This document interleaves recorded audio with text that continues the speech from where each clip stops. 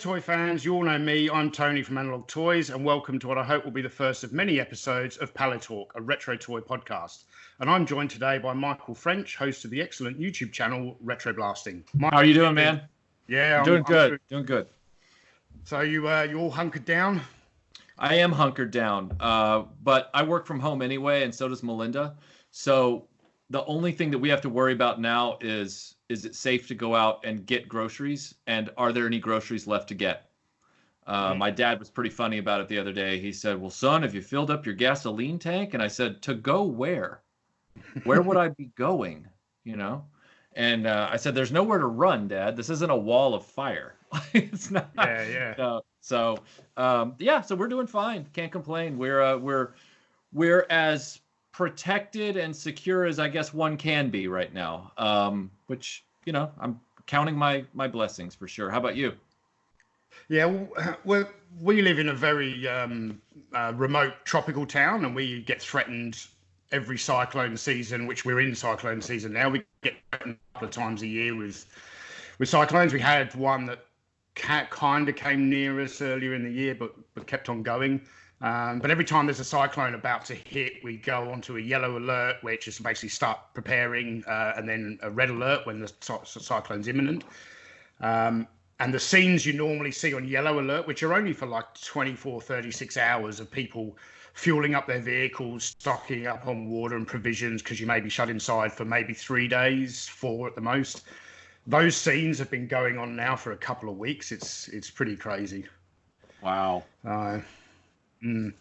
And my wife, she used to work in a supermarket. She started a different job, and that job, they're saying, you know, it's non-essential, don't need to work. So she's gone back to she's actually at work today. She's gone back to the supermarket, and it's really weird that the situation like this, you're actually looking at people who stock the shelves in the supermarket are kind of the heroes of this crisis. My wife's working really hard every day, literally just stocking shelves. And which one thing that's good for us is like she keeps an eye on.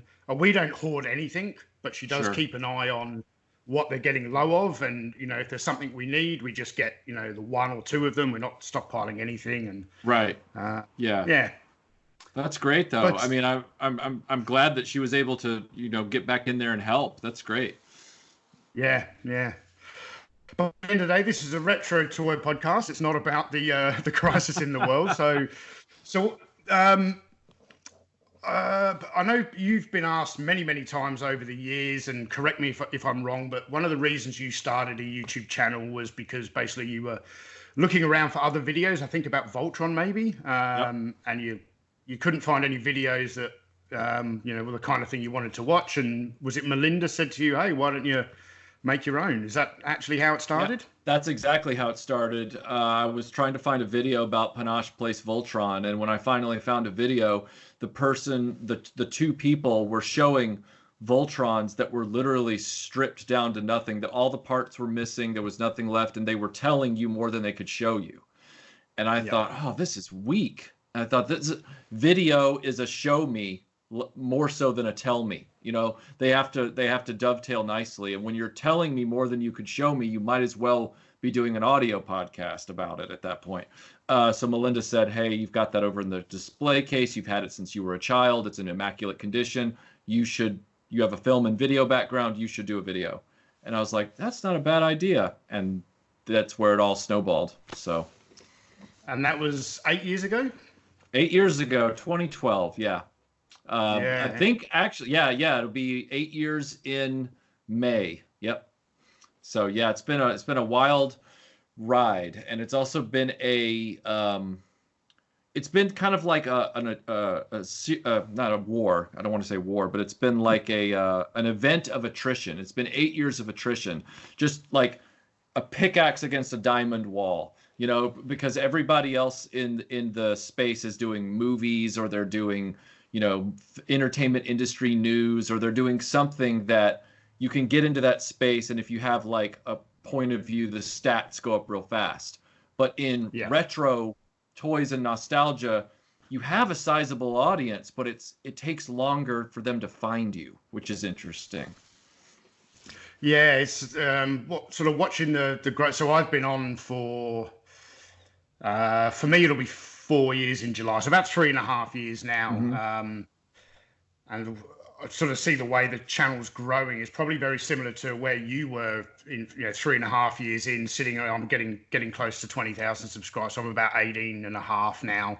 Right.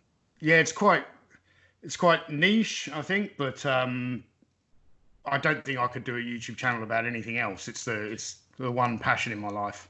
Yeah, it's niche, but it's broader than one would think. And when you look at some of the other toy channels stats out there, you see that the audience potential is sizable. It's just a matter of it's a matter of discovery. So, for example, you've been around 4 years, which is funny because when I think about Analog Toys, I think you've been around like 7, 8 years. But that's probably because of the number of videos I've consumed of yours. Yeah. Or viewed. And it's funny because I don't know if this has been your experience, but it took a long time for us to break to 10,000, like to get that 10,000 mark. And then once we got it, 20,000 happened a lot faster. And then somewhere in the middle, like around 35 to 50,000, it slowed up again. It felt slow. It was probably faster than it was from 1 to 10, but it still felt like there was like this acceleration point, and then it sort of like stopped and went to a jog. I don't know what your experience like that has been, but that's certainly been that way for us. And once we hit 50, things picked up again. So, yeah, it's actually very similar for me. So, and I don't know if YouTube's got a thing where, like, when you hit that milestone of 10,000, whether they start putting your videos more in other people's recommended feeds or something. But yeah, so it took a bit over 3 years to go from. Well, actually, I had a few subscribers already. So if you go onto my channel page and look at the about thing, it actually says I've been around for, I think, over 10 years, simply because when I did the Action Man documentary, I opened a channel. Actually, I've changed the name since, but I put the trailer for the documentary on there, and that was the only video I had on there, was this trailer, which got 8,000 views over a number of years, and people would subscribe even though I wasn't putting out content. So what really helped was when I started, I was already able to use thumbnails and all this kind of thing. But it took 3 years to go from 100 subscribers to about 9,000, and then I think it was September last year, I put on a video of my top 10 favorite playsets, which the video took off. It's up around 70,000 views now. That generated, and I can remember in the space of a month, and I'd actually gone on vacation to Thailand. I was over in Thailand, sort of kind of as I was seeing the knock-on effect of this one particular video. And I went from 9,000, and while I was on holiday for 3 weeks, I went from 9,000 to 10,000 to 11,000 to 12,000, and I was like, whoa. And that was in September, and now here we are in March, and I'm at 18.5. So I've literally doubled my subscribers in the last 5 months. 6 months. That's awesome. That's awesome. And do you know what videos were responsible for that? Like, were you able to track, like, if there was a video that got shared or something like that, and then it blew up? Well, so certainly that top 10 favorite playsets video I know took off, but then weirdly, I had my Toy Histories episode on the Bionic Man toy line, which is one of my personal favorites. Yeah. And I don't quite know how it happened because people weren't really sharing it. But as that popularity grew from the top 10 playset video and the subscribers grew, that video then went through a bit of a resurgence. And that was one of my most popular videos. It was up around 50,000. And it had been on YouTube for 2.5 years. And then all of a sudden it went from 50,000 to 90,000 in a month. Wow. So it's like people just rediscovered this video. And it's now... It's very close to becoming my first video to reach 100,000 views. It's sitting around 98,000 or something now. Yeah. Yeah. So that's give that a rewatch, man. people. Yeah, it's funny how that works because you'll sit back and you'll have those videos that they're reliable staples. Like they always get hits, no matter how old they are. People just keep finding them. So like for me, Real Ghostbusters Part 2 about the toys, and then the G.I. Joe introducing the original 13 Joes. Those two videos always seem to hold on real well. Like they're just these ones that keep on trucking. They just keep going. And then one day back in November of 2018, we had gone to Melinda's mom's house for Christmas. And we were out of the state. I had my phone, and I had just dropped the television series review of Buck Rogers. And I looked in my dashboard, and that thing was just, it was like, because normally at that time, within the first 24 to 36 hours, I was doing well if a video got about 4,000 hits, like 4,000 views. I looked down, the video had only been up about 72 hours, and it was like 25,000, 30,000, 40,000, 45,000. What's going on? Come to find out, some website had shared the video, posted it in like an article on one of the saying, some sort of retro website that loves old TV or stuff or something. And they're like, you know, we love Buck Rogers, and RetroBlasting, a YouTube channel, has just done this video about Buck Rogers. And apparently a lot of people trafficked that website, because the next thing we knew, that video became the most popular video we'd done within the span of like a week and a half. I mean, it went from 25,000 with me shocked to 125,000 in less than 10 days. I was just like, what's going on with this thing? So yeah, it's wild. Was that really 2018? I remember when that video dropped, and I remember the the excellent response that it had. But to me, it felt like 6 months ago, not over a year ago. It was over a year ago now. Yeah, time flies when you're a YouTuber. It's pretty crazy. Before I know it, I'll be getting senior citizen discounts, and it's just around the corner. So what do you think about that? What do you think about that, real quick? Aging on camera. Like, we're aging on camera if we're in this game for quite a while. Somebody could end up doing like a time lapse from all of our videos and watch us just degrade. Well, I don't know. I've never really thought of it before. Like, I'm pretty pleased that when I decided to start, I lost my hair when I was around 33, 32, 33. Actually, just before, probably a year before, and it went really quick. You know, within the space of 6 months, I used to have sort of spiky hair, and then I just started number one all over. So I haven't really thought of it before. I do like the fact that people haven't seen me lose my hair over the years I've been on YouTube. But funnily, I clicked on. I'm working on a script for. I'm doing a toy review of Snake Mountain, and years ago I did one on Castle Grayskull, and I just clicked on that video. Yes, on the Castle Grayskull video, I think just yesterday, to see, and that was one of my very early videos. That's probably from 3 years ago.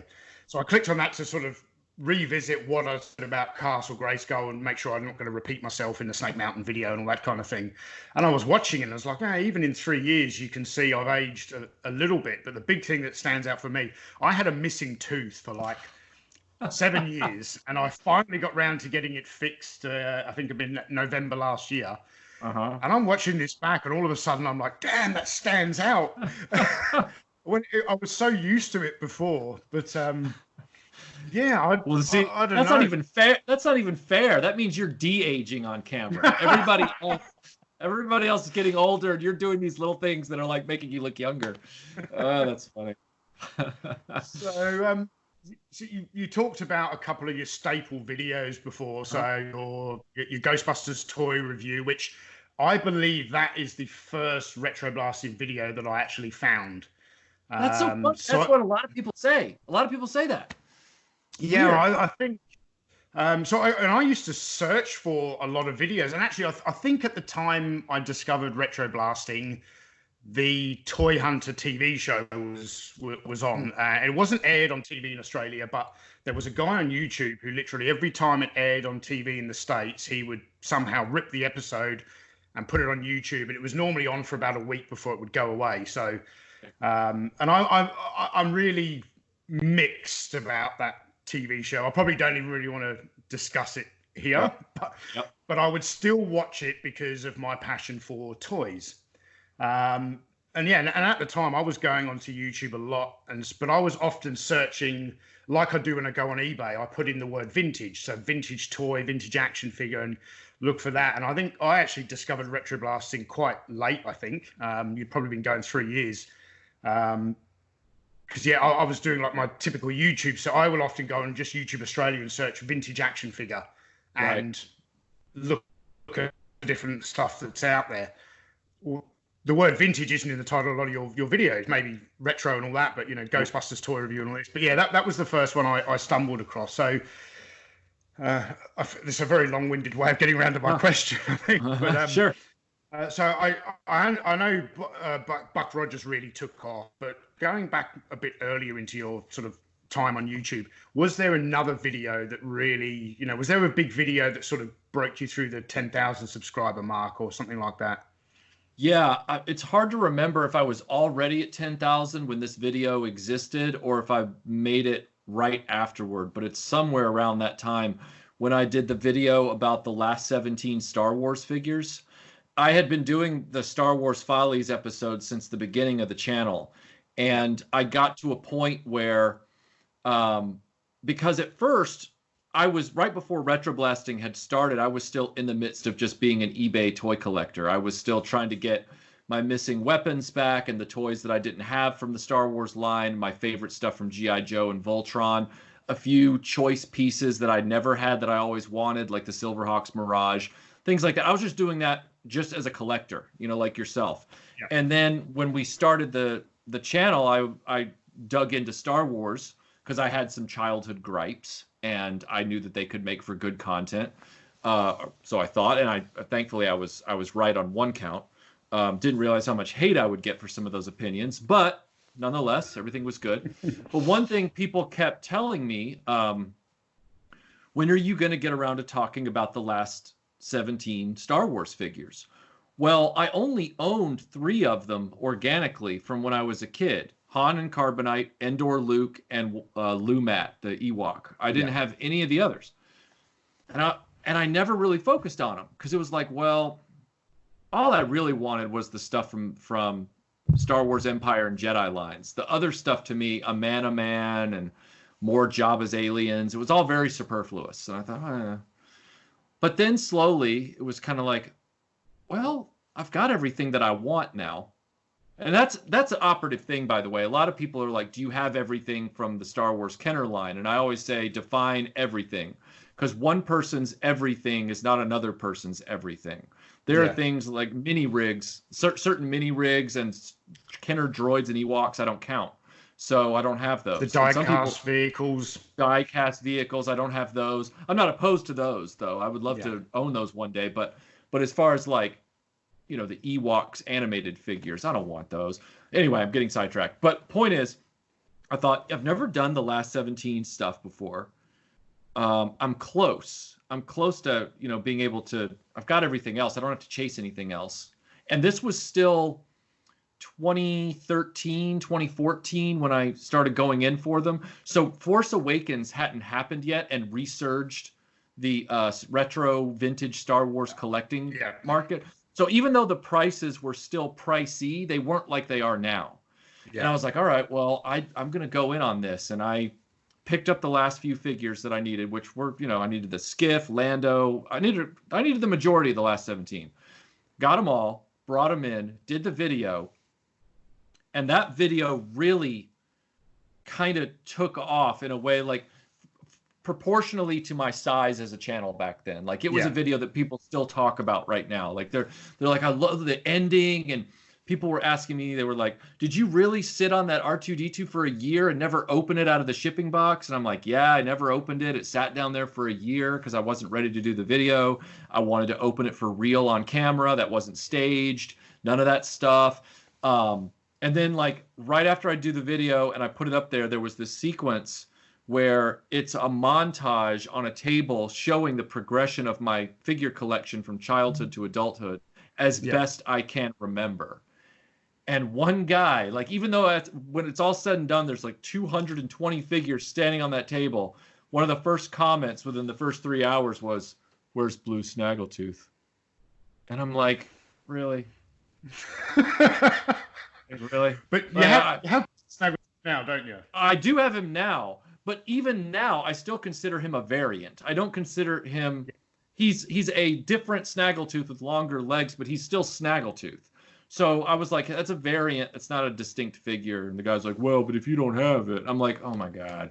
But yeah, that video has done really well, and that was probably the one where people started to send in comments like, and they were sending in comments like, wow, like that really took things to the next level. You really, you've really taken toy collecting and nostalgia to a different place with a video like that. I'm like, oh, well, wow, thanks. You know, it was very humbling to hear and read those comments. Yeah, it's probably my personal favorite of all your videos as well. So I'm interested, and which is unusual because I do like Star Wars. I've got a decent Star Wars collection. You know, well, 2 Detolfs Fallen and a few vehicles that don't fit. Right. You know, but where like you're the Star Wars guy, I'm the Action Man and now Action Force guy. But it doesn't matter that although Star Wars isn't my all-time favorite toy line, that is my favorite video just because of just the way it was put together. So I was really interested. How long did that take you? I don't mean from sort of the idea, but when you finally said, right, here we go, I'm going to start writing the script, to scripting, filming, editing, and putting. How long did that take? Well, it took a year for me to just build up the energy to do the video, because I literally got the R2-D2 off of eBay. Came in a little box, the one you see in the video, and I set it to the side, and I was in the middle of other videos then. I was probably doing real Ghostbusters and other videos at that time. We were doing pole position and filmation Ghostbusters and Ninja Turtles. That was one we were doing at the time, the Ninja Turtles feature. And I thought, well, I'll get around to this. I'll get to this. And so I started trying to figure out the script for it. I was doing a lot of restorations at that time too, which I still do, but admittedly the last few years I haven't done as many as I used to. But back then it was like there were always videos of me in the kitchen working on some Star Wars vehicle, right? And I start scripting the video, trying to get my head around how do I feel about the last 17? What were my thoughts as a child? And how do I, that's always a challenge for me, is making sure that my memories of my perceptions from childhood aren't muddied with my adult perceptions, and that I keep them distinct. And that I always say, so that was going to be a weird one, because it wasn't me talking about the toys from my childhood perspective, like Yellow Lightsaber or Return of the Jedi sticks for weapons. That was all childhood stuff. That was childhood baggage. This was never have even interacted with these action figures before. Never had them. Saw them on the store shelves. Never bought them. Here they are coming in. What do I think about them? How is it going to marry up with the rest of the Follies series? Because most of the Follies series is about childhood perception. Yeah. As much as my critics would like to say otherwise. And I'm like, well, this is a video about a lifetime of collecting and a journey ending. So it's a video about going from childhood perceptions to adult perceptions within the same toy line. So I know I'm getting real pretentious and heady trying to explain where my headspace was, but it was like, okay, I've got to write the whole thing as a journey.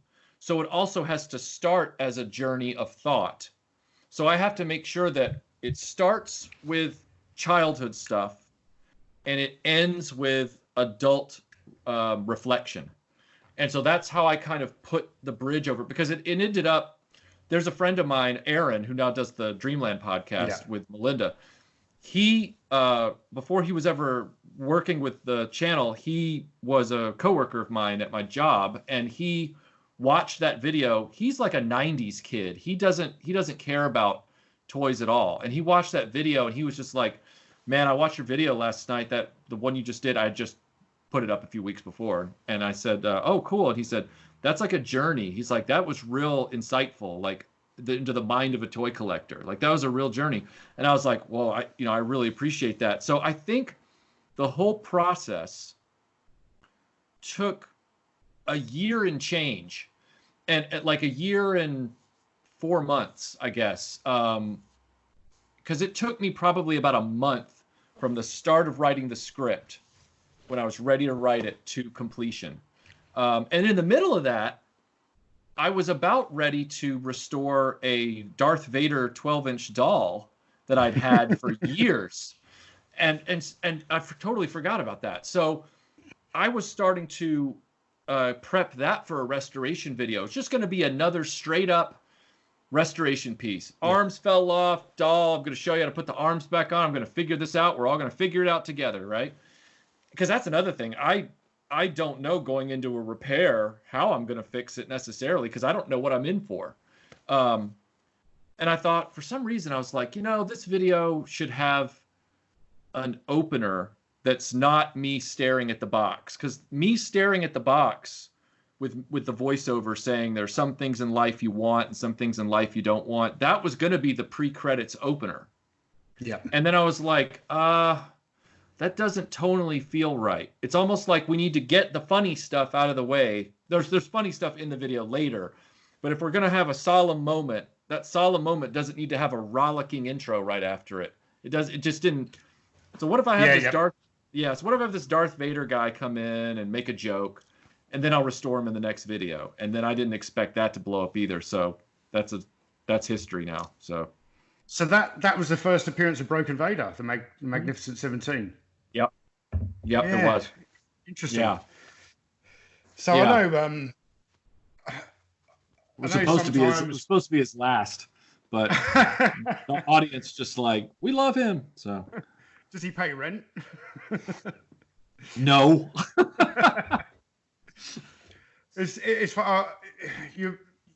You've become known for someone in the YouTube space where people will often disagree with your opinion because you can't talk bad about a toy line. And the crazy thing is, like I said, Action Man is my thing, but the whole Action Man line isn't perfect.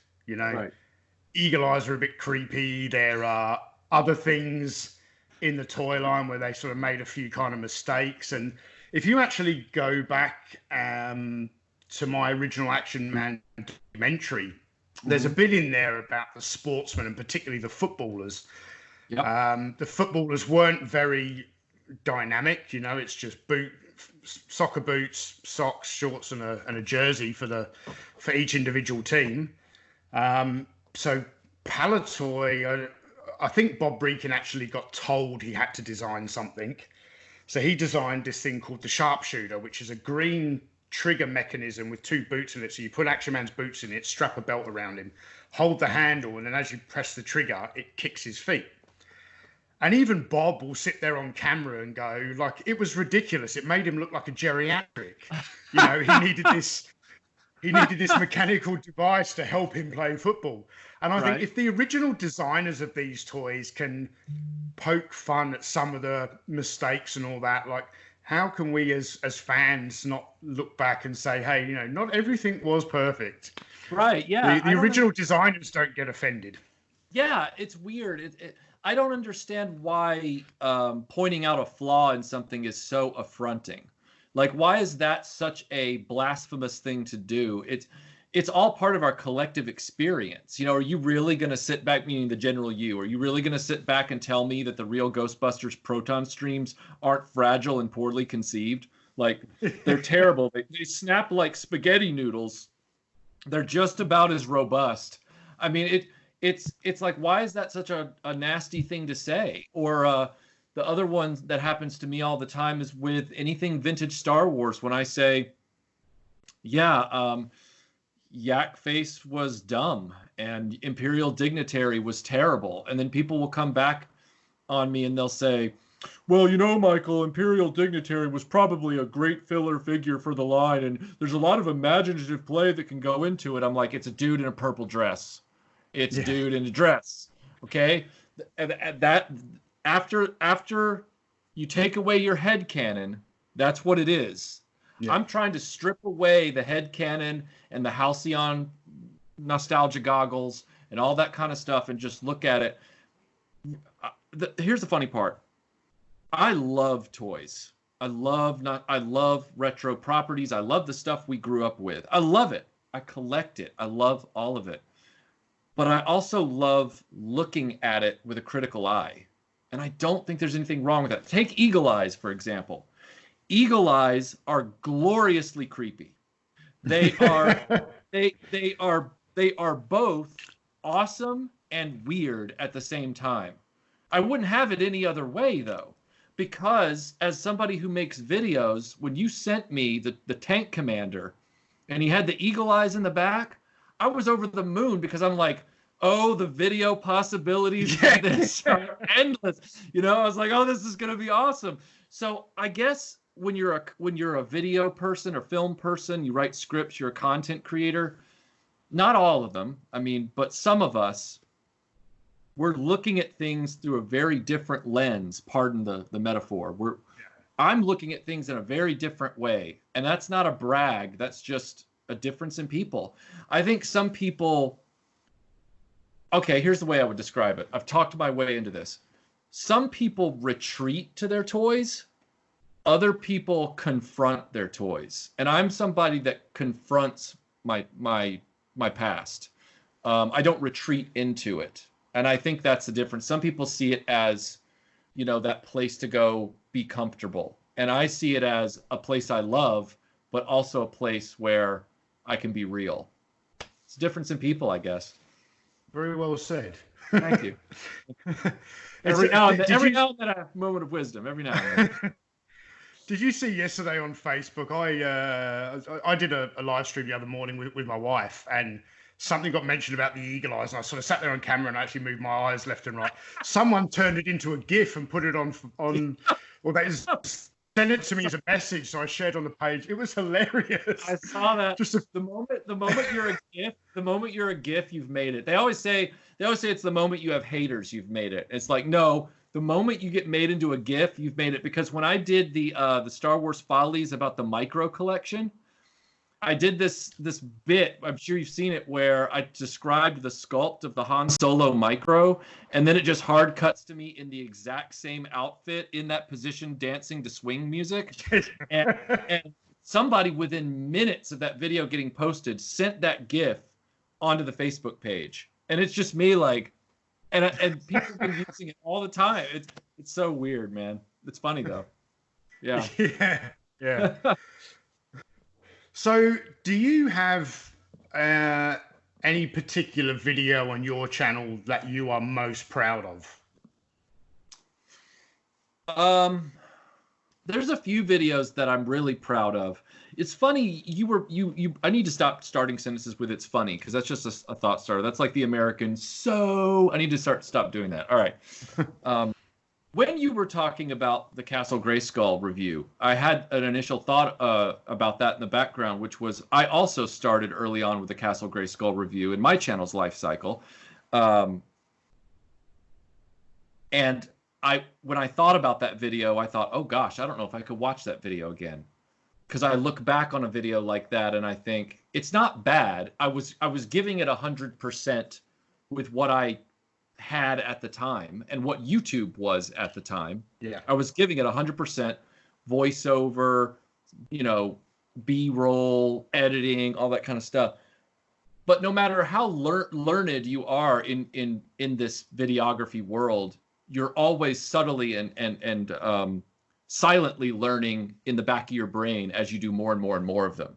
And so whether you think you're giving it 100% 3 years ago and now, no matter whether you feel like you really tried in the last 3 years or not, your videos just naturally get better. They just organically get better. Yeah. And so to answer your question about are there videos I'm proud of, the videos that I'm the most proud of oftentimes end up being the videos that for whatever reason get the smallest amount of hits.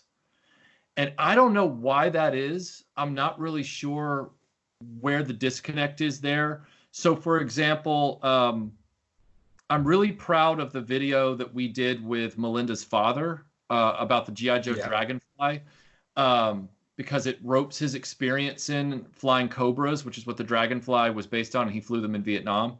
I thought that video really turned out well. And while it's done well-ish, it hasn't really blown up like Buck Rogers, right? Yeah, yeah. Yeah. Another example of that is the barge journey, taking the barge to Melbourne, Australia. I was really proud of the way that video turned out. If I could go back and tweak something, it would probably be taking a lot of the toy interview and making it a separate video in the middle of the piece and then doing 2 videos. But regardless of that, I was really proud of that video, and it didn't really have legs, which that kind of shocked me. I am proud of the last 17 video. I'm really proud of that one. I'm also proud of some of the videos where I stretched myself a little bit when it came to post-production. So the videos I did for Cobra Convergence over the last 2 years with the figure skits with Cobra Commander, I thought those turned out real well. I'm real proud of those. The original 13 G.I. Joes with the blast effects and everything, that turned out well. And the pulling the comic panels out and animating them, I was really happy with those. I'm not embarrassed by the majority of my videos, but a lot of the videos are like ham and jam. It's kind of like, okay, these videos have a format. Maybe, for example, Robotech hasn't been complicated from a post-production standpoint or anything like that. It's just complicated because that show is so detailed. You don't mess up a fact. But as far as the actual making of the video, it is no more complicated than Real Ghostbusters was 4 years ago. So I'm doing that thing. I gotta. All right. I'm most proud of the videos like the barge video, the Spitfire video, not just because I got to fly in a Spitfire, but because I made something out of it. Like something happened that made it a story. I try to infuse videos with extra value, and I've seen that in your work as well. You know, you don't just go in saying, "This is Steve Austin. He has a jumpsuit. He can have a hollow eye. He was made in 1974." Like you don't do that. It's more like, here's the history. Here's this. Evel Knievel sold real well. The toy line innovated here. So you're always trying to infuse your videos with added value. Yeah, and so the videos that I'm most proud of are those. Although, oddly enough, for some reason, I've been really proud of the latest Star Wars Follies, and probably it's because I've never done a video game thing before, and I feel like because that was a challenge for me. I was like, oh, I've never really dealt with a lot of video game footage. How do I? And I think I felt like it came off real well, so I'm like, all right, that worked. So. Yeah, yeah, quite similar to me. Like the videos I'm most proud of. Some of them have done well. Often they don't. Well, I mean, my most popular video is almost 100,000. Is the $6 Million Man. I'm very proud of that video. But I look. I completely agree. Like you, because we're always. It's human nature to consistently. Certainly, if you're some type of a creator, like I don't consider myself an artist. I just have a hobby where I like to create something for the rest of the community. But you always want to get better. And over the years, I've been able to buy better equipment. And I go back to some of my earlier videos. The camera I was using wasn't great. I didn't have great lighting. I knew how to do it, but I just didn't have the physical equipment. I had a really big issue. And I was aware that I had an issue with audio for a long time, but unfortunately I didn't even have a camera that I could plug a microphone into. And living in Australia in a hot area, we have a lot of like rooms in the houses that basically only the bedrooms have doors. Everything else is open plan. All the floors are tiled, so it's very echoey. And even now I'll get people to go back to like an early video of mine, like my 18 video. And some guy the other day wrote a comment. It was very recently, actually. He said, the audio on this sounds like you recorded it sitting on the toilet. And I thought, I'm not even going to remove that comment because it made me laugh and just left it there, you know. But you have to work with what you've got. But what sort of happened now is I think I was about 6 months into the channel. I went out and I purchased a good 4K Sony video camera.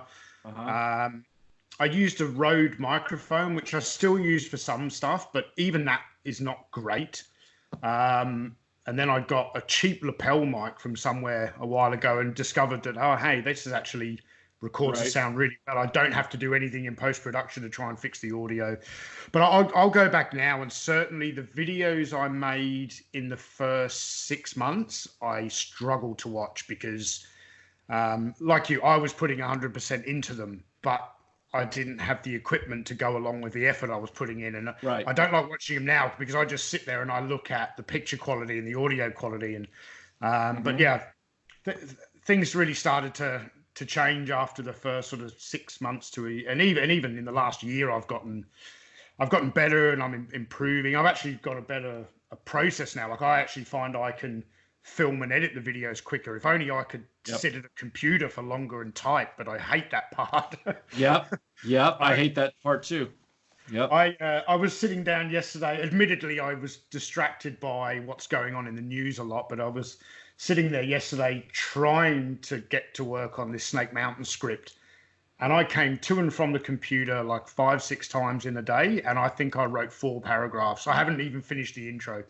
Yep. I wrote 3 paragraphs of a video that I'm trying to work on regarding corporate creativity, which I've shelved anyway because of everything going on in the world. I'm like, who wants to hear about that right now? so I've decided to go, work on other stuff. But I know what it's like. I feel you when you have writer's block. It is very frustrating. And sometimes you just have to give in to the distraction. Sometimes the best way is to just walk away from it, as you know. It brings up a good point. And I wanted to ask you this when you started talking about your script writing process. Do you get a lot of comments from people asking you for advice on how to start a YouTube channel and advice on how to start how to get subscribers and how to get viewers? I seem to get those questions, I don't know, a few times every 2 or 3 months from people. And it's been that way for really a long time. It's been that way really especially since I had 10,000 subscribers. I didn't know if you've gotten those and what you would say to people. I haven't had anyone approach me about like how to gain subscribers. But I have had a number of people, particularly over probably the last 12 months, asking for advice on actually how I make the video. I've had a number of people have asked me, can I make a video explaining how I make my videos? Right. I'm like, well, no. Like I don't, for a start, I don't know how I would pull that off. Right. I don't think it would be very engaging, and it's one of those. People watch my videos because they're interested in toys. I could put a lot of effort into a video like that, and it's only really going to appeal to other toy collectors who are interested in making their own YouTube videos, which may only be a very small percentage. It's just not a video I'm interested in, but I get a lot of people send me links to their videos and ask for my thoughts on the video. Yes. Yeah. I always have to tell them. I don't know what you have ever said to them, but I've always told them the most important bit of advice that I feel like I should give is always have a defined point of view.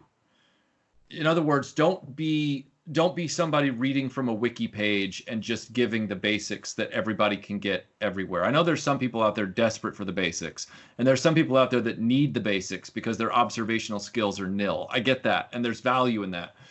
But you've got to have a point of view. Some people would call it personality, I guess, but you've got to have a flavor, a point of view, a conviction in your material. That was my advice. I don't know if that's something that you would say yes or no, or I'm not sure, but that's what I've told people before.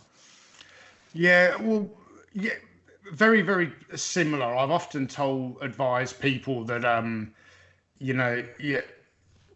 you can do a bit of the basics video, but what will improve it is even just 2 or 3 layers of like added detail that maybe, is not as easy to research and sort of adding that in. And I often talk about my own experience where I went from making this feature-length documentary, which I did a number of, that's 9 years ago now. I actually was sort of, 10 years ago I was writing the script, 11 years ago filming it, Then it went into that video actually went into limbo, or it was a DVD at the time. Went into limbo for over 12 months trying to get, because Hasbro now owns the Action Man brand, trying to get permission from Hasbro to use the brand name and all that. I couldn't even get responses out of them, and I eventually got there. But basically, I lost 12 months trying to get that DVD out. And one of the things, I'm digressing a bit here, but I think it's an important story to tell. There was one part in the original like director's cut of the video where one of the fellow collectors I interviewed is a what I consider to be a really, really good Action Man customizer. A lot of people who customize Action Man today will take parts of uniforms and weapons from the modern like Dragon style and blue box toys and things like that. This guy was making custom Action Man figures, but only from original parts, where he would so he took the British Tommy helmet, which has got netting on it, and he would actually sand all the netting off to make it smooth, and then would paint it like blue or something to be like an air warden during the Blitz, and would design these classic outfits still in the original vein. Anyway, one of the things that really upset me with Hasbro when I was getting permission to make this, and I can't remember, I think I've included this back in the video when I put it on YouTube because I just stopped caring what Hasbro thought, but they told me that one of the caveats was that I could only show Action Man as he was originally sold. I couldn't show customs, modifications, and it really upset me because this guy's collection was really good. I did a big segment on it, and I'll have to go back and look. I think I may have put that back into the video when I put it on YouTube. Yeah. I did. Oh, sorry. Go ahead. No, I was going to say, I don't remember what we were originally talking about then. I've gone off and started. You were talking about it. I think you were talking about advice you give people about.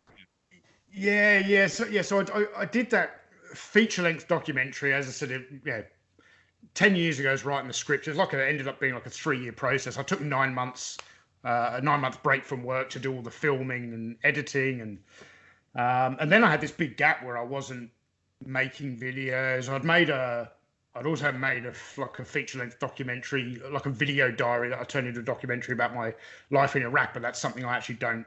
In hindsight, I couldn't get released, but in hindsight, I actually don't want to release now. I don't want to revisit that all these years later. It was I'm too emotionally connected to it to go back to where I was 10 years ago.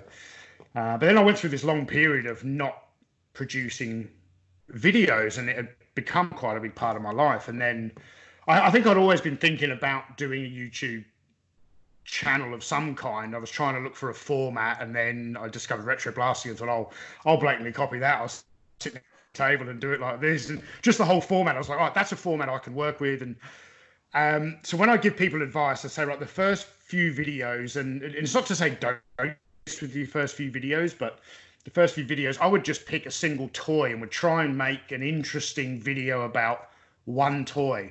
That's actually really difficult.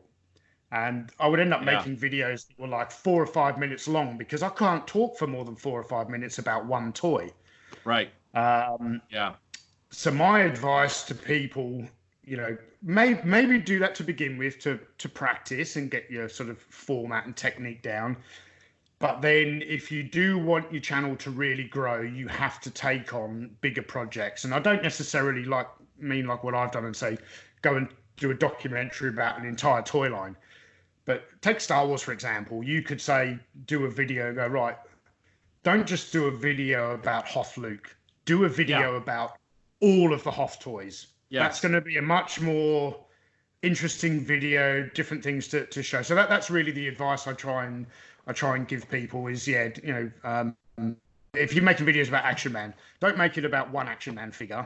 If you're going to talk about the Germans, show all of the different Germans. I understand that's difficult for some collectors who maybe don't have it all, but that's my advice. Yeah, that was kind of the challenge that I ran into early on was the first few videos I did were very complete because of what I chose to focus on in my collection. And so once I had set that precedent with myself that, oh, those toys are complete and unbroken, and I'm showing people pretty much the breadth of this grouping or whatever it is, I couldn't go back. Certain franchises ended up taking on video sub-personalities. So, for example, Star Wars is the Star Wars Follies. It kind of has its own flavor.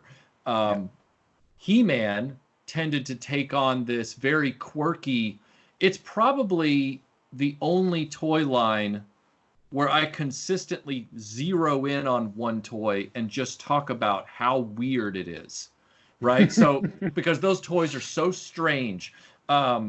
He-Man is the one line where I have figured out a way to do that, but it's always, it's not me going through every toy in the line, because I don't think every toy in the line is that weird, but it has enough of them in the line where I'm like, that toy's weird, and I'm going to just do a weird video about this toy. And to your point, those videos don't end up being terribly long. You know, like I'm not doing 20 minutes on the Roton. I'm doing 90 seconds. And then the funniest part is that after I did that video, people came back and they said, cool, man. So where's the review? And I went, that is the review. And they go, well, no, but like where's the full review about the the whole toy? And I literally told the guy, I said, it's the Roton. It only needs 90 seconds. And there was like this pause over the chat, and then he went, yeah, you're right, that's true. You know, because it's like it gets into their head. You're right. There's really not a lot to say. Anybody watching a 20 to 25 minute, even a 17-minute video about the Roton, they need to reevaluate their life. Like they really do. It's crazy to me when I see like a video that's 25 minutes on Metalhead from Ninja Turtles, just 25 minutes talking about this one action figure. It's like, I got things to do. Like there's no way. If there's not a comedic, quirky, weird hook. Example. Blue TIE Fighter. I did a video that's still one of my favorite follies ever, and no one's watched it. One of my favorite videos nobody watches. And it was just this weird skit that I did where I personified all the vehicles from a certain grouping of the vintage Kenner line. So had a friend come over we made up t-shirts. The t-shirt had the blue TIE Fighter on it. Another one had a mini rig. Another one had the A-Wing, and another one was something I can't even remember. I think it was the shuttle, the transport, Rebel transport. And I did this whole skit about how Blue Tie was insecure about his place in history in the toy line. And I thought that, that was really funny stuff. But that's the only way that I could figure out, and I didn't do it deliberately, but because I created a fake scenario, technically I'm talking about one toy for 20 minutes. But it's not on a Lazy Susan on a table. It's this weird, and again, I can't say that's the right thing to do because clearly the video hasn't done that well, but it's the way I go. Ignore me, everybody, but it's the way I go at a subject. Like one day will I do a video focused on the Imperial Star Destroyer playset? Yes, I will, because that toy has enough weird stuff going on that it can fill a video. But for example, I'm working on a video right now for G.I. Joe called Tanks for Nothing. And it's all about the motorized tanks from the G.I. Joe line, the Mobat and the Mauler. Yeah. So it will be multiple toys within that. I hear what you're saying totally. Yeah.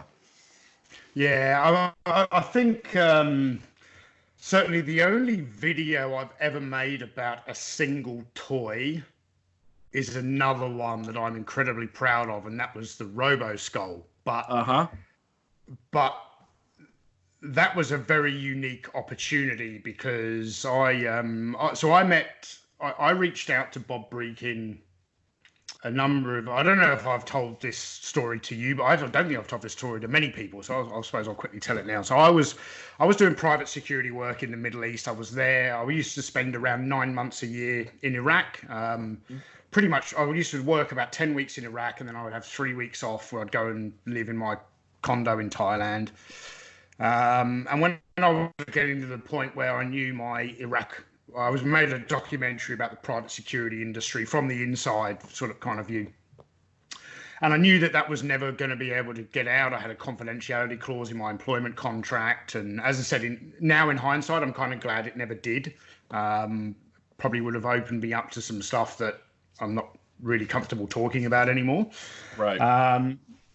But, you know, I had a... So I've never been to film school or anything like that. I've just been a film buff my whole life. And when I was in Iraq for like 4 years doing private security work, and I started...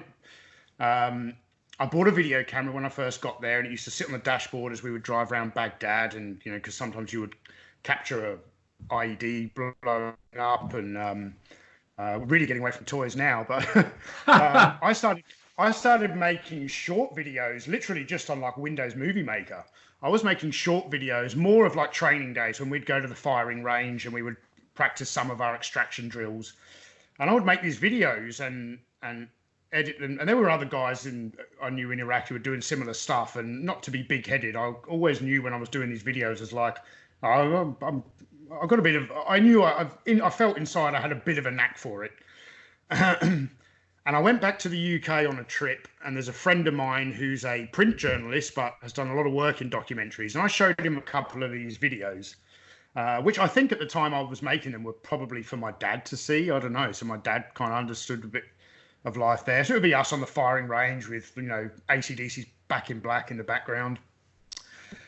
And I started showing these videos to my friend in the UK, and he's like, man, you do have a bit of a knack for this. And he started mentoring me over the next 3 years over Skype on what I should be filming. And I would edit together sequences and I would send them to him, and he'd be like, no, that's crap. But you know, but with some advice, how to change this, and I had to teach myself over many years how to speak during narration. You know, you can't just, if you just read off a page, like I remember the first time I ever did it and then listened to the recording back, I was like, that's terrible. And I would actually watch other documentaries and listen to the speech patterns of other people in documentaries, and I actually started to copy Ross Kemp. I don't know if you know who Ross Kemp is. Used to be. Yep. He went out to he's been to Afghanistan a number of times and was doing documentaries that I really liked, and I just started off like copying his speech pattern to learn how to do narration. But yeah, when all that sort of, I was coming to the end of my time. I knew I'd been in Iraq for a long time. I knew I didn't really want to do it for much longer, and my sort of hopes and dreams of leaving Iraq to become a documentary filmmaker were going to be dashed because I was not going to be able to do anything with this documentary I'd worked on for years. So I came up with the idea. I was like, well, why don't I marry this passion for documentary filmmaking with Action Man? And I wrote a letter to Bob Breakin, and there's a museum in London called the V&A Museum of Childhood in Bethnal Green. And through internet research, I discovered that they had done a lot of transcripted interviews with Bob Breakin and some other people from Palitoy around Action Man, and these transcripts were available on the website. I reached out to them to get Bob's contact details, and they said, look, we won't give you out his contact details, but if you want to write him a letter, we will forward it on via email or whatever. So I write this letter, send it away, and I'm thinking, oh yeah, fingers crossed, but nothing will come of this. And maybe if it does, it might be a polite no thank you or whatever. And I literally got an email from Bob within 48 hours, I think. And one of the things I'd written in there was about how, you know, Action Man as a child had I think I put a couple of photos in as well of me actually in Iraq at the time. And yeah, I think he really responded to the fact that here's a guy who Action Man inspired me to join the military, to serve overseas, and now is sort of coming full circle and wanting to go back and make a documentary about Action Man. He was like, hey, let's just meet up, and that's kind of how all that started. And then making the documentary was a long process, but I became really good friends with Bob. You know, we chat often. I've known him now for like 10 years. So as the YouTube channel was starting to take off and I was trying to think of ideas for other videos, I'd always known that Bob was really passionate about the Roboskull. It's probably the toy he's the most proud of. And then I think there was even in some of the video, some of the interview recordings I've got from the Action Man documentary, he does talk about it, but I could never shoehorn it into an Action Man documentary because it was a different toy line. And I just sort of sat there one day and I said to Bob, hey, have you got any behind the scenes photos or anything like that on the Roboskull? And he just sent me this wealth of information, plus like he had already written up his own history of how he developed the toy. That arrived in my inbox and I was like, damn, I've got to go and buy a Roboskull, which cost me like 650 Australian. I actually went out and bought one the next day. And so a very long-winded story how that came about. And that's, one of the few videos, which that's about 18 minutes long, but there was more context to just, that wasn't a review of a toy. That was the history of how a toy is developed, Right.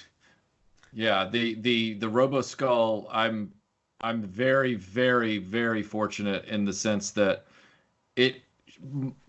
mere weeks after you dropped that video on the Roboskull, I get a donation from a guy in Europe, and he and his brother donated a Roboskull, and I opened it up on a live stream not knowing what it was.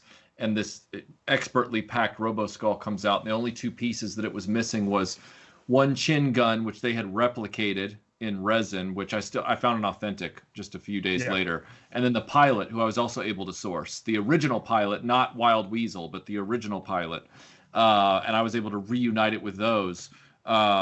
But yeah, the Roboskull is a fascinating vehicle that definitely earns its own standalone video, no matter what you're talking about. I mean, that the story behind it, the reasons for its development, its popularity after it launched, the fact that it survived the switch over into the O-ring GI Joes, they switched the pilot. I mean, it just stuck around. I have a working theory related to Palitoy. You haven't told the story about Bob Breek until now. I haven't brought this up ever to anybody, but I'm going to bring it up to you right now because I figure, hey, we're in the middle of it, might as well. When I took apart the Power of the Force 2 X-Wing a few months ago that I had gotten at a store here in Woodstock, and I just wanted to see how it worked and why the wings weren't working, and I was fixing it or whatever. I'd never interacted with, broken into a 90s Star Wars toy that was a re-release mold. I never looked into them. When I opened it up and started looking at some of the interior work, because it does not have the light on the front, it does not have certain interior details. And then I looked at the configuration of the back compartments as well. I went and cross-referenced it with some photographs online. I believe that the X-Wing from Power of the Force 2 is the Palitoy mold. It is not the Kenner mold, definitely. It is the Palitoy mold. Now, here's where my theory comes in. I had heard a while back, and I don't know, I guess it's true because they had the vehicles to re-release, but they didn't have the figures. I had heard for a long time that the reason the vehicles got re-released and not the figures themselves is because they had the molds for the vehicles, but they did not have the molds for the figures anymore. And I sat back and I thought, well, I've seen footage from the Palitoy factory of people making the vehicles, putting the Falcons together, putting the TIE Fighters together, but I also see them packaging the figures, but maybe they weren't necessarily making the figures. Maybe the figures were coming over from Hong Kong or China or Macau or wherever they were being made at the time, Taiwan. Is it possible that the reason that Hasbro still retains the original molds of the vehicles is because they were the Palitoy molds that were not in Asia when everything on the Star Wars line closed up shop? Is it possible that all those molds were discarded with the figure molds over there, but then when Kenner, was it Kenner that bought Palitoy or Hasbro that bought Palitoy? Hasbro eventually got Palitoy, but it originally went to Kenner Parker and then Tonka. Right. It's real weird. Yeah. I just keep wondering if that is the smoking gun. If the reason Hasbro still has vehicle molds from the vintage line is because they are the Palitoy molds. Because that X-Wing, man, that's the Palitoy X-Wing mold right there. Like, I was shocked when I saw the interior details. I was like, this And then I went and looked it up, and I looked up a vintage Palitoy, disassembly, and I was like, oh my gosh, this could very well be the Palitoy mold. Anyway, just a theory. I may be able to find out for you. Okay. So I know at when Palitoy was closing down, I actually know the guy who had to destroy all of the Action Man molds and some of the bigger molds, and it still bothers him to this day because he really looked at the creative side of what all the designers had done, and he was like a tooling manager, I believe, an engineering tooling manager. And he had to go through the Action Man molds with a sledgehammer and crack these molds apart and destroy them. But that was because although Action Man started out as a copy of G.I. Joe, over the years they changed the body design so much that it was no longer a Hasbro mold. So Palitoy owned it all, but I don't think they would have been able to destroy molds of the Star Wars stuff because that really would have been owned by Kenner. It was under license, so potentially that theory's got some water, and I know people to ask. So yeah, that'd be very interesting to find out because it is very strange. They're like, yeah, we have the vehicles, but we don't have the figures. That's what I've heard for years. The figures were destroyed. I'm like, but the vehicles weren't? That doesn't make sense. And then I thought, when I opened up that X-Wing, I was looking inside and I went, wait a minute. I've seen footage of Palitoy workers in England making the vehicles.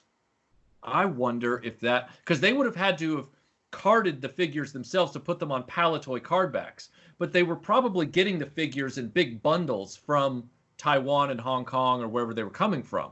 But the vehicles, I know they were making them locally. So and that's completely true, and that's why there are no Star Wars figures around with a like a UK coup on them. They're all Taiwan, Hong Kong. That's exactly true. And often, so I think like with Action Man, I believe a lot of the the smaller accessories and things were potentially made overseas, but the actual the large figures were made at Palitoy. All the vehicles pretty much were made at Palitoy, but yeah, they never actually produced. They may have painted the figures at Palitoy. I believe they did. They probably got, when Darth Vader turned up, he was just solid black. Someone would do the painting on there, but yeah, they weren't making them. That's why they don't. There's no coups for for Colville, Leicestershire on the back of any of the figure lists. Right. That's interesting. Palitoy could be truly responsible for saving the vintage vehicle molds. Potentially, yeah. Potentially. Wow, that's cool. Because I think about. I did ask Bob very recently. When I was speaking to him after our SAS collaboration, or SAS Action Force, and I asked him about, does he know the story behind why, when like the X-Wing and the TIE Fighter were first released in the UK, why they didn't have electronics? And I thought he either knows about it, and it's a really interesting story, or he doesn't know. And turns out he knows about it, but it wasn't that interesting of a story. He just said, look, Palitoy were nowhere near as confident about the popularity of the movie as what Kenner were, because I think the movie came out in '78 in the UK. So by the time the toys were coming out in the States, the movie was continuing to do well, but they weren't sure, is it a uniquely American thing? Is it not going to do well in Europe? So they didn't want to risk putting product out there at this higher price point, and they just said, well, if we rip out the electronics, we can save a heap of money, sell the product cheaper, and then we're not taking as much of a financial gamble. And then, as it turned out, it worked out pretty well for them anyway. Yeah, I mean, it certainly did, because some of the things that they did to enhance the quality of those vehicles that they removed the electronics from are unbeatable. Chroming the R2-D2. The back panel, of course, they stickered because they created a completely new back panel for the X-Wing, as you know.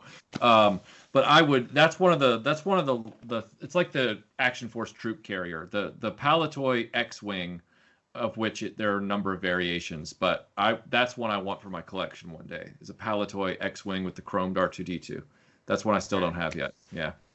That's the one I had when I was a kid, and I've got the I've got Kenner stuff, but I've got the original white X-Wing. I've got the battle damage one without battle damage stickers on it. I tell you, that's the best one ever made. I didn't want it with battle damage stickers, and when I was a kid, I had the white one, and then I did get the battle damage one, and then much like you, I stuck the stickers all over it, and I went back to playing with the white one. Yeah. Even though the grey was a better color, but I didn't like the stickers. Yeah. It's such a letdown. It's like, oh, yeah. But that's interesting. I'll be interested to find out what that rabbit hole sends us when it comes to those molds at some point. Yeah. Because and even if Bob Brinkin sort of doesn't know the answer to those questions, maybe there's a guy called Jeff Macy. He was brand manager on Action Man in the early 70s, but then went on to become like the head marketing guy for Star Wars for all of Europe, so not just Palitoy. I think like Meccano in France and everything. Who's actually a really, really funny guy. I was going back through some of the old interview footage from my Action Man documentary the other day, stuff that didn't make it into the documentary. Trying to find Jeff Macy talking about some Star Wars stuff, which there's a lot of it. But he's this guy he'll tell you one morsel of information and then crack 5 jokes and then tell you another bit. It's like trying to edit this into something I can use for a video would be really, really difficult. But it's great, really funny and very knowledgeable. Certainly on how, not probably so much how Star Wars was made, but how it was distributed and sold back in the day throughout Europe. So I'm sure he's got some interesting stories to tell. Yeah. Oh, that'll be cool, man. That'll be cool. Yeah. Well, look, Michael, we've been going for about an hour and 10 minutes now, and I wanted to throw out a quick quiz, which I like to call Sum It Up in One.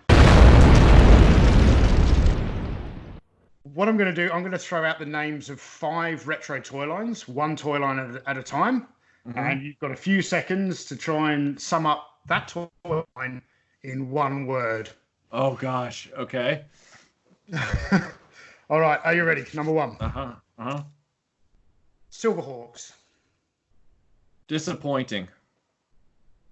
Okay. Okay, wait. Give me a do-over on that one. Silverhawks.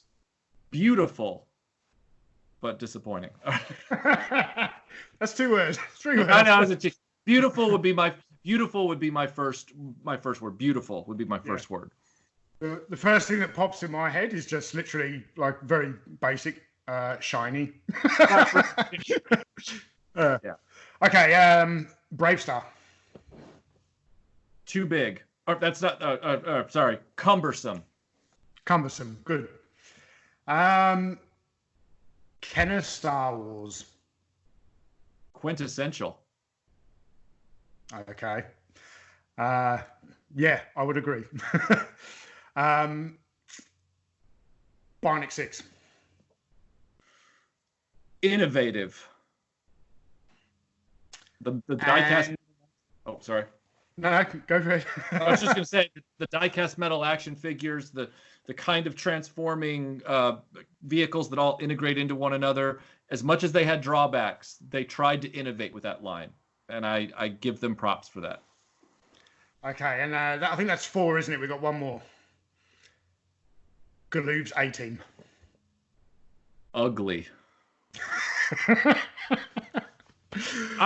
Look, I had them growing up, okay? And I liked them for what they were, but there was much that could be desired with those. There was much to be desired with Galoob's A-Team, and I had Face, I had B.A. Baracus, and I had Hannibal, and they had the front butt, you know, it looks like their rear end was on their front, and that they were very, very strange. They were all wearing orthopedic tennis shoes. It was very weird. Yeah. I was just going to ask you. So when the first thing that pops in your head is ugly, I was going to ask, were you referring to the, I don't know, what are they, like 6-inch or the 3 3/4? 6-inch. The 3 3/4, they're not that appealing to the eyes as they are, but they certainly aren't as offensive as the 6-inch. I just recently acquired one of the bad guys from that line. Yeah. I have all of the heroes, including Amy Adams. I have all the heroes. Amy Adams is the most unfortunate female action figure to ever be made. I cannot believe that they even released that. I'm assuming that Melinda Kulea was embarrassed and ticked off by that thing even existing. But then I saw the bad guys. I have the guy with the eye patch. Yep. He makes all them look good. The bad guys look terribly generic. I mean, they're just like, sloth, love, chunk. So when I was a kid, I had a lot of A-Team stuff. I had all the heroes except for Amy Allen in the 6-inch. I had a lot more of the 3 3/4 stuff. I had the van, I had the tank. I think I had Faces Corvette. I had the small playset for them and the figures. I had the bad guys in the smaller line, but not in the 6-inch. Do they have less articulation than the others? Yes. Than the heroes? Do. Yeah, because that was the same in the smaller scale. They didn't have elbow and knee joint, so they only gave that to the 18 characters. So yeah, interesting. It's pretty. Let's see if I can see him from here. Yeah, there's something not as articulated about him. Maybe I'm getting it wrong. Maybe he is, and he's just uglier in general. But let's see if he has knee joints. Well, he has knee joints. Maybe he is just as articulated, but he's very. He might have all the same joints, but his proportions are all way out of whack. I mean, his shoulders and his torso are way wide compared to his waist and his legs. One thing I never did understand about the 6-inch A-Team guys, and you tell me if this was your experience in childhood, because this was mine. Ugliness aside, because I mean, BA looked good in his face, and face didn't look terrible, although him, Murdoch, and Hannibal had rictus. They were like, the hands to hold the weapons was just this little hole, and so like they could all hold the M16, sorta, but like Face's Uzi, you could only get the magazine clip in the hole, and then the handle was sticking out, and it was like, what is this? Did I just get a defective one? No. Am I wrong? Okay. Yeah, I actually got him here. Okay. With the Uzi. Yeah, he holds the magazine and nothing else. Yeah. It's like, what were they thinking? I don't know. Yeah, they weren't excellently made toys by a long stretch. But I still have a very fond memories of him, because I was a big A-Team fan, and I do too. I was a huge A-Team fan, and I had 3 of them. I wanted the rest. I as a child, I wanted them. I never got to get them all, but I have fond memories of them. But they weren't compatible with my other toy lines. The show eventually went sideways, and I started getting really into G.I. Joe and Mask, and so it's straight. I have them all now. I mean, I went out and got them. I wanted them. But they're very weird looking. They're I do feel sorry for Linda, definitely. Mm-hmm. Because they were all presented with those figures. There's photos of each one of them being presented with their figure. Yeah, I've got that somewhere. Yeah. Yeah, and I'm like, wonder where those dioramas are now. I wonder what happened to those. In the trash. George Papard totally binned his right after the thing. Yeah. So, Michael, I had one more question I wanted to ask you on this podcast, and sort of I'm looking at my experience with the Roboskull video. Now, although I didn't technically interview Bob for that, he offered some an audio recording towards the end. But if you had the opportunity to interview any toy designer, and if you don't know the name of the designer, like to pick the actual toy. You know what I mean? If you could interview the designer of any toy in the world, which toy would that be? Oh wow! I'm trying to think of what would satisfy me intellectually versus what would satisfy me emotionally, and which one would be the wasted opportunity. Because I'm sitting here and I'm going, I'd really like to interview. I mean, is it vintage toy or can it be any toy? Any toy. Because like I'd really love to interview people at Matchbox when they had to tackle Robotech, because I'm like, were you aware that you were giving them huge amorphous heads, and why? But then on the other hand, I'd really love to interview the guys that worked on the original Star Wars line, but I hesitate because they've all been interviewed multiple times by multiple people. They've gotten screen time. I'd also love to interview the people at Character Options, because they do the Doctor Who line, and they've made some interesting decisions, but they also have some unique challenges in the marketplace. But I guess if I was gonna pick one, I would want to interview the team at Kenner that did the Indiana Jones line, the Adventures of Indiana Jones. I would like to interview them and find out what their intent was, what challenges they ran into. They put so much effort into that toy line, and what was made was excellent, and yet it didn't work at the marketplace for reasons that are so unfortunate and vague. So I'd want to interview them. Yeah, I'd be very interested to know there. Like I have an assumption around the lack of a German soldier. Like, even though we got Tote and Indian German disguise, but I think that is. I wouldn't even be surprised if one of the designers at Kenner has a prototype somewhere of the German soldier that's going to go in the Indiana Jones line. But the marketing team have gone, we're not putting that out on the market. Right. And then they did put them out in 2008, which is funny. They put out a number of Germans in 2008. So, yeah, that is weird. I wonder if it was like one of those decisions like, well, multiple Luke Skywalkers have really sold well in the Star Wars line. If we can just eke out a few different versions of Indy, I think all the Indies will sell well. I wonder if that was the idea. So, yeah, they made a lot of Indies, didn't they? They did. They made, 3 or 4 or something like that. Yeah. Yeah, that would be the one I would ask about, because every single piece of that toy line was quality. There wasn't much of it, but every single piece was quality. Much like when you did the video, which I plan on doing a video at some point too. You did a video on the taller Lone Ranger stuff. I want to do a video about the Gabriel Legend of the Lone Ranger smaller line. Every single piece in that line is quality as well. But obviously, with that, the movie was a stinker. That's obvious. That movie didn't. The toy line didn't do well. But yeah, I think I'd interview those guys. I'd interview those guys. And then if I couldn't get access to them, I'd probably want to interview the people at Mego that did Buck Rogers, because they clearly put as much effort as they could into that line, given Mego's stingy budgeting for toy lines.